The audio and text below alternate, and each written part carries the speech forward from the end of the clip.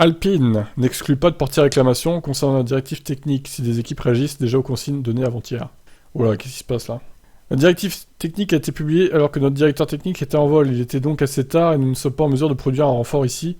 Note safe nowhere. En ce qui concerne le processus, il s'agit d'une directive technique et les directives techniques, comme nous le savons tous, ne sont pas des règlements. Donc il se pourrait très bien que nous ne devions pas utiliser ça en qualif et en course.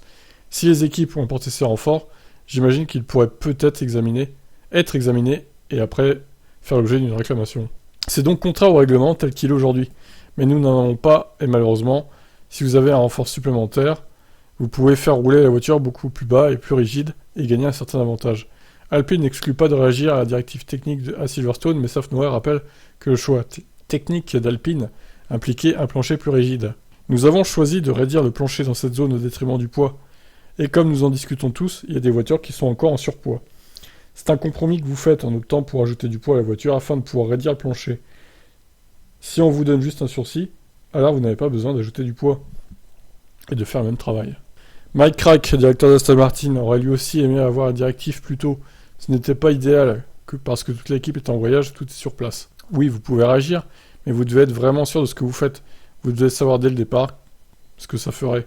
Donc je pense que c'est une situation où vous devez adopter une approche conservatrice et ensuite chercher pour la course suivante. Comme je l'ai dit, le timing aurait pu être meilleur. Franz Tost s'est joint à l'avis de ses deux homologues. Le timing était absolument pas bon parce que la plupart des gens étaient en voyage et envoyer la directive technique quelques jours avant la course n'est certainement pas le mieux. Pour le temps de réaction, le plancher d'une voiture de F1 est une partie très sensible. Il ne suffit pas de mettre n'importe quelle pièce dessus sans enquête.